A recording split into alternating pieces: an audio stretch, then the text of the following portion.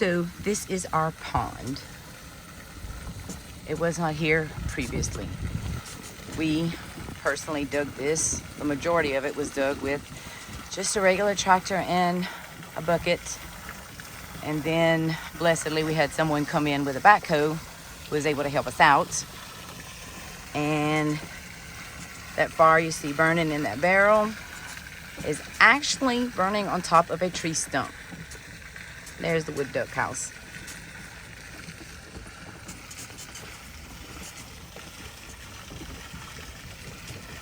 So we're trying to get rid of that tree stump because it had matching trees on each side of the pond.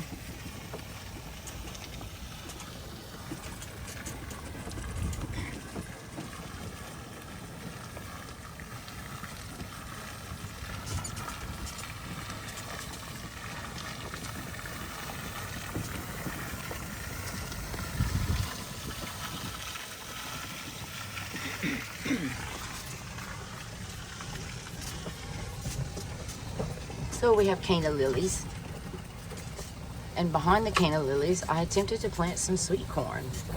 Just wanted to see if I could grow it in this area this year. We normally plant in what we call the food plot for the deer, but this seems to be doing pretty okay. All things considered, there was no prep done for it. I have some little gourds planted there. I have a couple of melons there and there.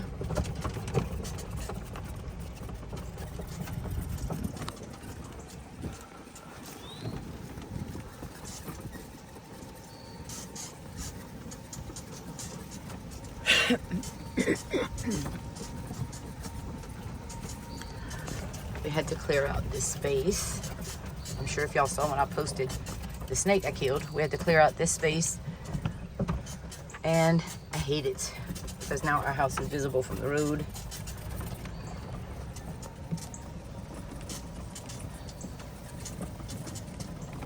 That's my grandpa's old tractor that you see in the background, which I have another one, a Super A like that actually runs. There's my wisteria.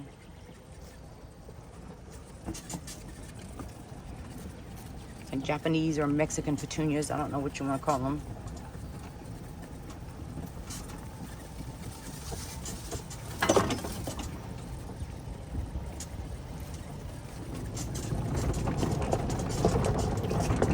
Gardenia smells so good.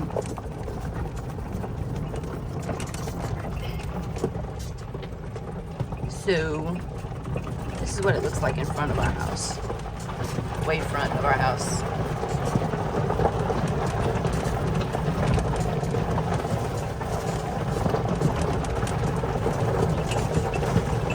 Oh, look at that eyesore. I have a thing about cutting trees and cutting tree limbs and but that was something, I mean, we had to do, or the electric company would have sprayed them, and their spray kills everything. So on this piece of property we're trying to grow some more pecan trees, because I think we have over 100 right now, and most of them produced last year. Now I have some actual pecans that I planted and they haven't come up yet, but there's a nice little tree. That was one we planted a couple of years ago, and I dug it up to replant it. And the root, after a couple of years, I swear, was like 3 feet long. So we're excited for our little pecan trees. And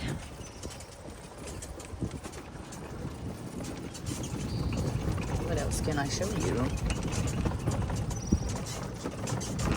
You're probably thinking this is a boring video, but this is in what we call the woods in Louisiana.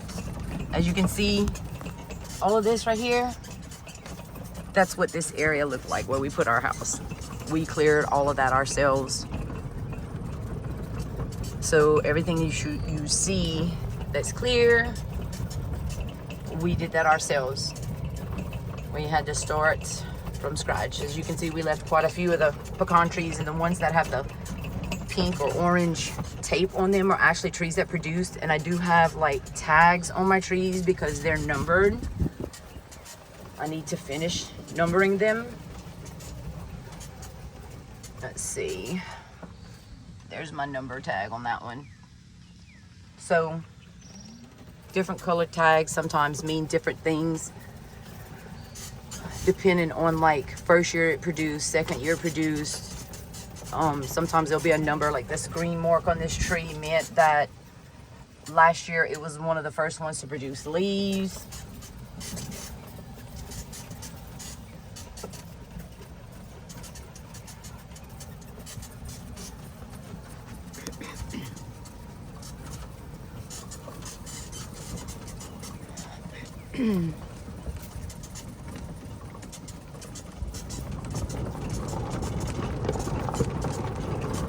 Yeah, we've had to do a lot of tree trimming this year. Didn't do a whole lot last year, which I was kind of glad about, but I have to have my trees usually, I cut my limbs all at the same height, you know. I have a thing about that. It's too bad I don't have a thing about cleaning the inside of my house like I should.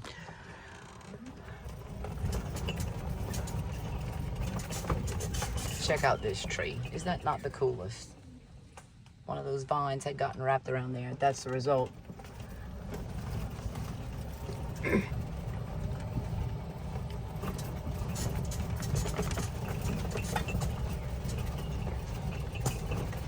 Okay, getting ready to run over a little drain here, so it's gonna be kind of rough. So this is the slough that runs behind the house. No alligators. Yes, snakes. No fish.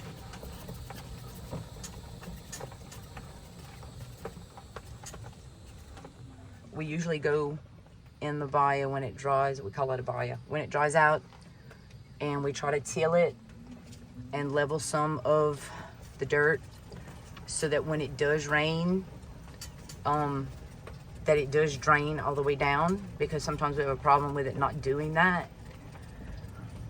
So I've spent a lot of hours in this little slough on a tractor.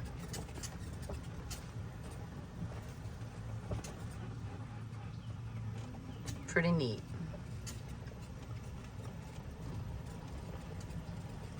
Mosquitoes, it's bad for mosquitoes though. Okay, let's go back to the other portion of the property.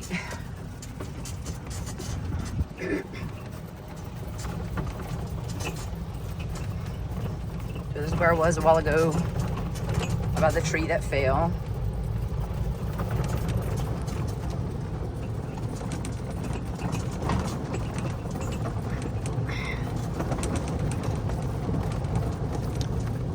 And blessedly the sun is not shining too bright today, but if you're not where there's a breeze, it is disturbingly hot.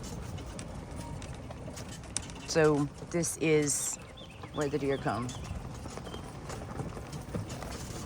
You can see we have a feeder there and a fake deer. And you can see nice little deer tracks. I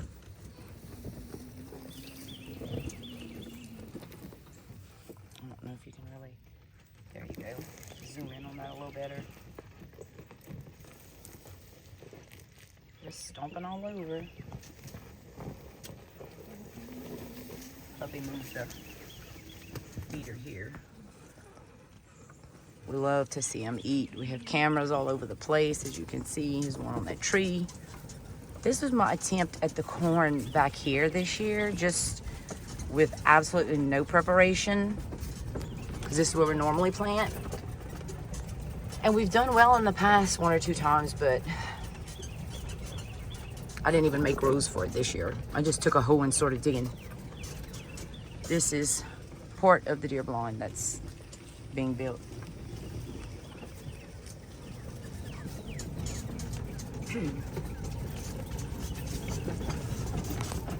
Oh, that corn is so beautiful.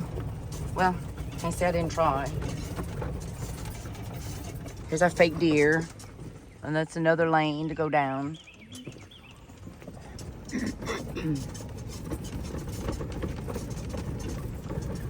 Still have the slough running behind that tree line.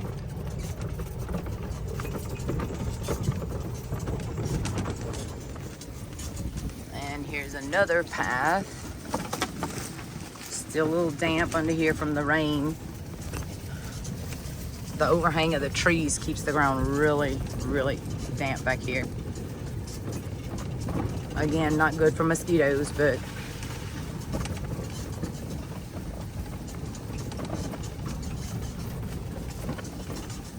I've got to come cut these limbs hanging over this passageway. That is driving me bananas. I have a little electric pole saw that I like to use, and it's very efficient, but whew, I mean, after a while by yourself in the heat, and then you have to load all that stuff up.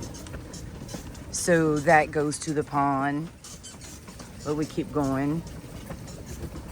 And we have like wild blackberry bushes all over. They don't necessarily produce very well, but every now and then we snack on a couple.